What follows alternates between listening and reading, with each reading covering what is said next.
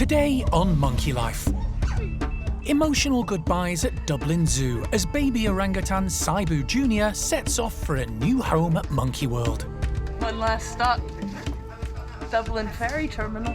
Come on. Mega moves for the small monkey team, with some more keen than others. So that's 4 of 6. So we're nearly there. And with breakfast all boxed up, the Gwenon family get busy.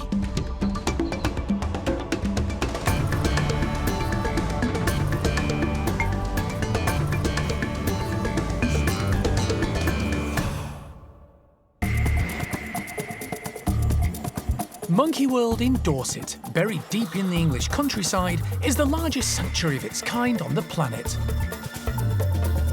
The team, led by Dr. Alison Cronin, rescue and rehabilitate abused and unwanted primates from all over the world. So far, so good. Nice job. Really nice job. The park provides a home for more than 250 primates from 24 different species.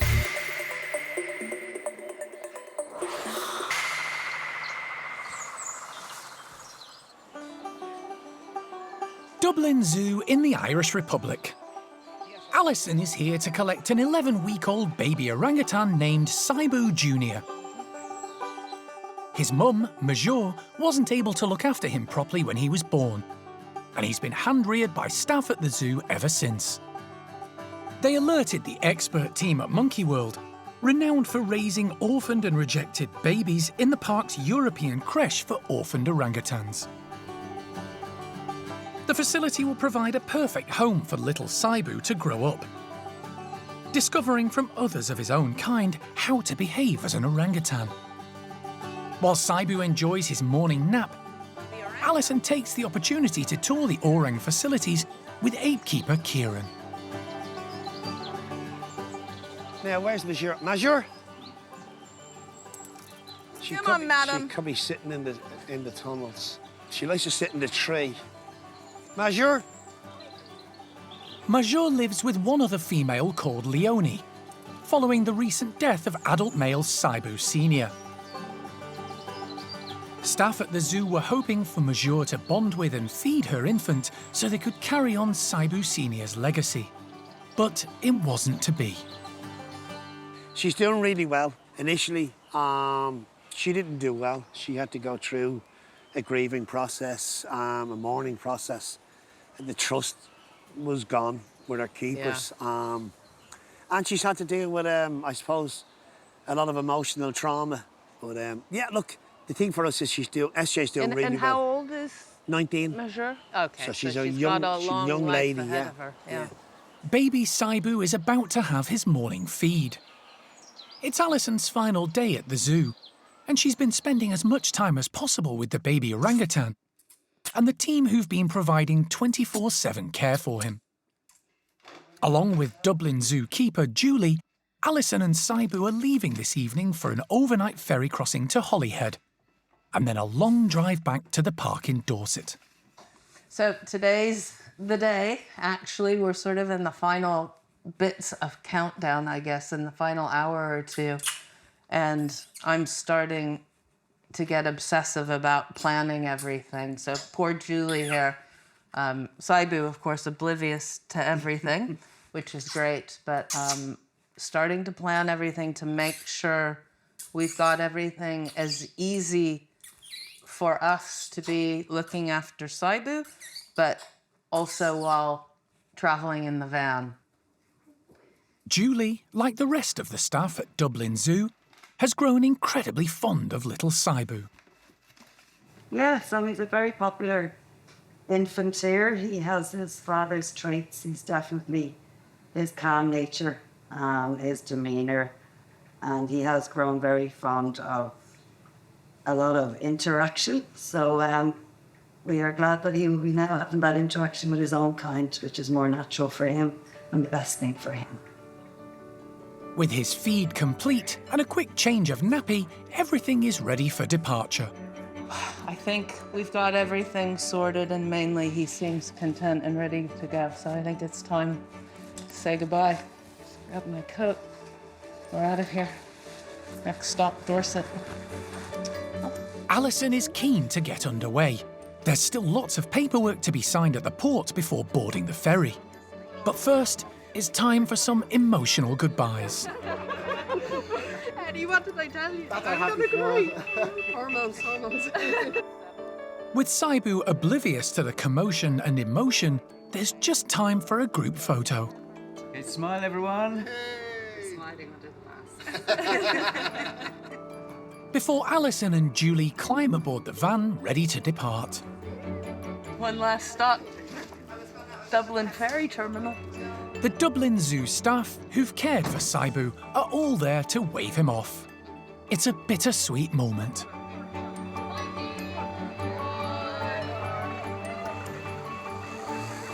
His life with a new family is only just beginning. Sibu Junior's arrival will swell the number of orangutans in the park's nursery to 7. Unaware a new friend is on the way, the group are in for a floral treat today.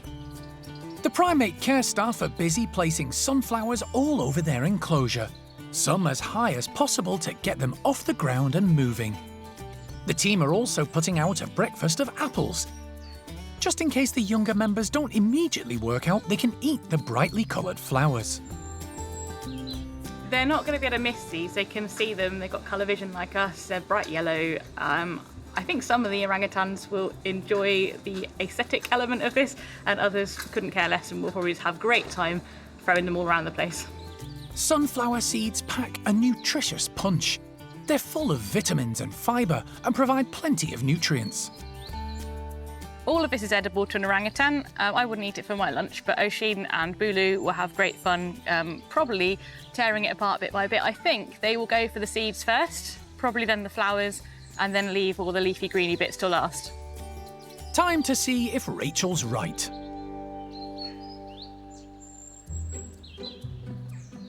Rika is out first, followed closely by Hujan. He grabs his first sunflower while on the move. He's had them before when living with Tuan's group. Rika copies him, then sits expertly removing the seeds with her teeth and lips. The pair have both headed up high away from the others. 7-year-old female Kyan is ignoring the sunflowers for now, hoovering up pieces of apples scattered across the enclosure. But the attractive bright yellow flower heads demand a detailed examination, and she tries to work out what to do with them. The sunflowers display varying degrees of ripeness. Some are still fully in flower, and others have gone completely to seed. Bulu hasn't figured out yet which ones he prefers. Everyone is giving them a try. Well, not quite everyone. Oisin takes a cursory look at the sunflowers, but decides her mission is to grab as much apple as possible. Food is always top of her priority list, and the easier it is to find, the better. Oisin isn't as impressed with the sunflowers as everybody else, sadly. She's sort of picking through them, trying to work out where the really good stuff is, whereas everybody else is kind of having a lot more engagement with what we've actually given them. Even though Oisin's looking grumpy, she's still busy. She's still doing something she wouldn't normally be doing, which has its own benefits. I still live in hope that Oisin will one day be as enthusiastic as we are about all the things we give her to play with, but you can't win them all. Oisin has grabbed a handful of petals, which she appears to be rubbing into her fur. Orangutans do use plant matter as topical medication, but it's not clear what her intention is today. But at least she'll smell nice.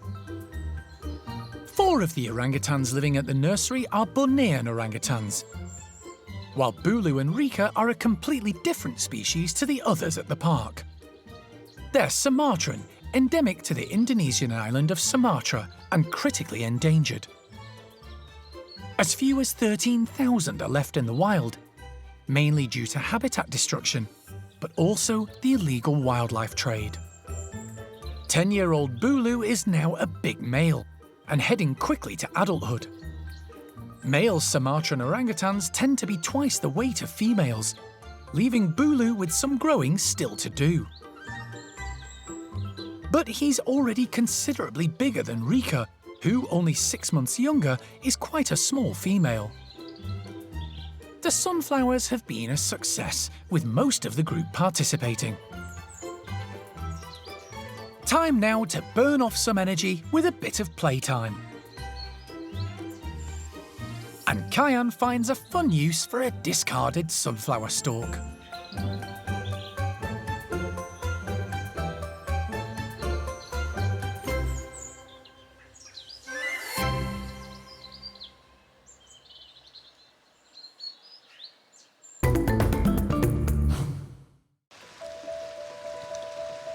It's going to be a busy day for the park's small monkey team. They're having a bit of a swap around, involving 6 animals of 5 different species, and a move between 3 different houses. Keeping all the primates happy is a priority for the primate care team, and recently there's been a bit of tension between the park's 2 groups of squirrel monkeys. It's led to this morning's proceedings. We're going to move those to one of our marmoset houses where we have a larger setup for larger primates. So they're going to move Kimbo and Nueve just along there, bring in a pair of marmosets over to one of our other marmoset houses, and our 2 tamarins, Mo and Red, are then going to move into the squirrel monkey house. They can both be quite sort of headstrong sort of ladies, and we feel like they'd also benefit from a larger space as well. So yeah, a little switch around and hopefully everybody will benefit. The park's 2 tamarins, red-bellied Red and cotton-top Mo, have just been transferred from the marmoset complex to their new home at the Squirrel Monkey House. While their old bedrooms are cleaned, some of the team are already crating up the intended new inhabitants. Okay, 1. Marmoset Maggie has cooperated, but her partner Rattler isn't so keen. Come on in the books. We'll come back out in a minute. He's giving the team a bit of a runaround. But finally, he's safe and secure in the travel crate. He is in. Got him. Finnegan got him. The pair are taken to their new home at the Marmoset complex, where they'll live alongside a number of other marmoset pairs. So that's 4 of 6. So we're nearly there. The final pair to move are squirrel monkeys Kimbo and Nueve. They've been living separately from the other 3 common squirrel monkeys for some time, mainly due to Logan not being keen on Kimbo. Come on. Good girls. Come on. Go. Good job, Nueve. They're being transferred to the domestic marmoset house, where there are 2 big bedrooms connected to a large outdoor enclosure waiting for them. Kimbo and Nueve are moved separately and will then be reunited in their new home. Today's moves have gone pretty much to plan. Neither of them have been here before, so it's just full of positives, this move for them. The indoor area is twice the size, their outside area is nice and big. It's a nice peaceful house, so they haven't got the other squirrel monkeys displaying and posturing and screaming at them. So yeah, hopefully life will just be a bit calmer for them. So yeah, now we just have to keep an eye on everybody and hope that this has the results that we were hoping for. All 3 pairs will be given a couple of days to settle in before being allowed outside to explore. In the colder winter months, it can be particularly difficult to keep all of the primates busy and active. At the Gwenon enclosure, the primate care staff hope to alleviate the issue with an idea new to this group: a series of puzzle feeders. Lovely. We'll just check that it still spins. Yep, still spins, that's good. The Gwenon's breakfast of parsnip and cauliflower, with a few nuts thrown in, has been put in the tubes which have then been stuffed with straw. There's holes in all of the tubes that are about the size of a Gwenon hand, so they should be able to reach in there. They're going to have to do a lot of manipulation. They're going to have to figure out the best way to get into it, and obviously we've made that a little bit harder by enabling all of these tubes to spin. It's not something they've come across before, so they might be balancing on it. This whole thing is moving as well with the branch, so It's going to be a lot of core work going in here and a fair amount of brain power, so hopefully they figure it out. Everything is set. Time to see if the family of 3 are up to the task. The Gwenons leap to it. They're quick and nimble, very light on their feet, and are able to negotiate the smallest of branches. And they're extremely inquisitive. The cardboard tubes immediately capture their attention, and with varying techniques, the Gwenons start to seek out the food.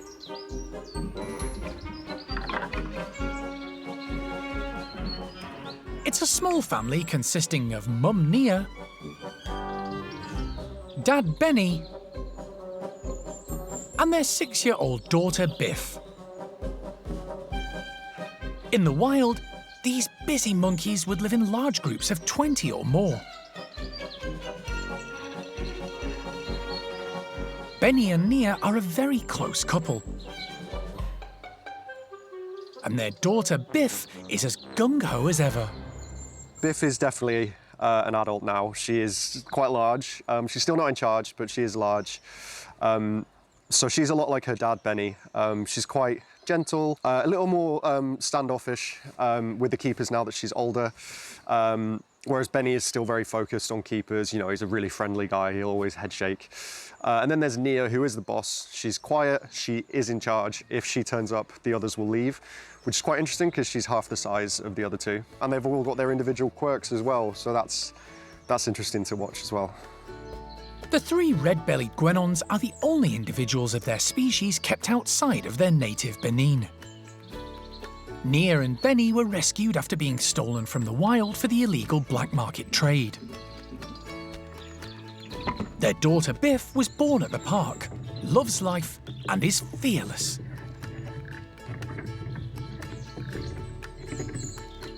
The cardboard tubes are tricky to maneuver, but the clever Gwenons think on their feet.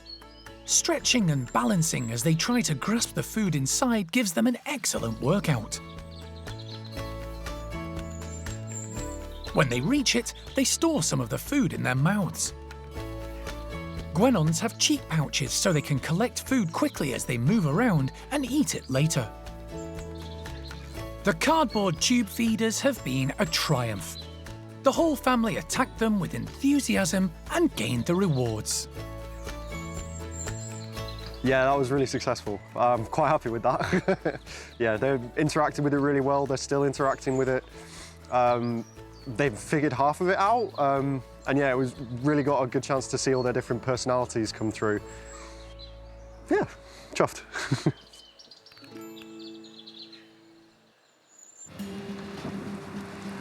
Alison and baby orangutan Sibu Junior are on board a ferry for the evening crossing from Dublin to Holyhead, a journey of more than 5 hours.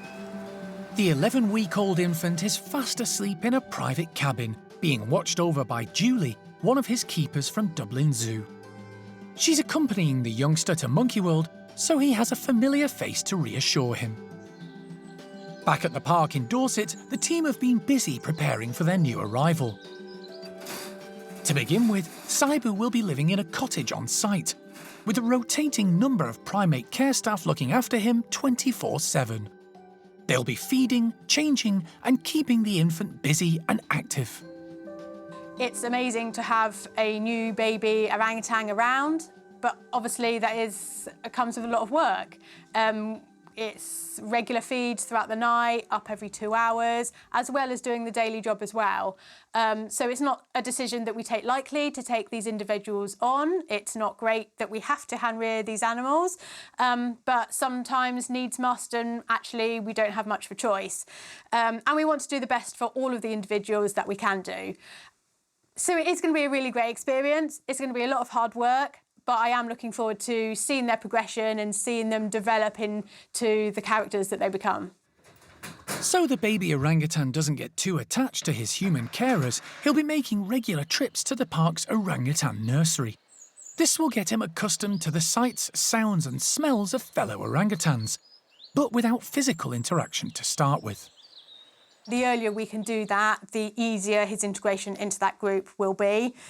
We will be spending a lot of time with him during the day, all day really. He'll be with one of the keepers. His feeds will be very regular, so we'll have to be monitoring those, but also just making sure that he gets the exercise and is moving around and the stimulation that he really needs. After an overnight stop in Holyhead and a 6-hour road journey, Alison has made it back to the park with Sibu Junior, who appears pretty relaxed about the whole situation. Little man's here. This is Sibu. He actually travelled really well. Bottles, pooping, doing all of the things he needs to. He is teething wildly, so that just adds to the fun. Just spectacular, beautiful, and all I think is that he should be with his mum. Alison is anxious for SJ to start his new daily routine straight away. Donna leads the team caring for the park's 3 groups of orangutans. Feel muscles. She gets her first hands-on look at Sibu.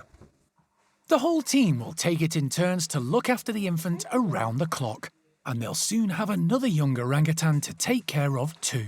The sooner everybody gets used to him and he gets used to how they handle him and what they look like, and then it's that next chapter that's going to be a little more interesting to try and dovetail the orphan from Spain, Kiwi, along with Sibu, because it would be really nice if they start joining in together and getting to know each other. But that's the plan for now, is we'll just stay focused on Sibu, get the bungalow up and running and get the team up and running, because you need to work as a team.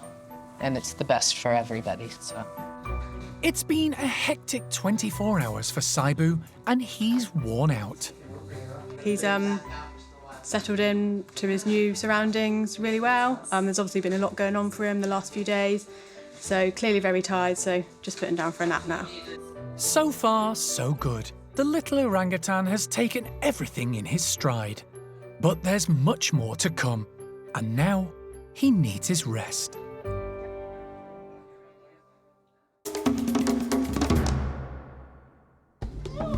Next time on Monkey Life. Disabled chimp Chocolat begins to settle into Brian's group and even makes friends with big girl Ash. Surprisingly, Ash has just been wonderful with the introductions, and Chocolat's finally getting a chance at the life that she should have had all these years. And baby orangutan Sibu Junior gets used to his new bedtime routine.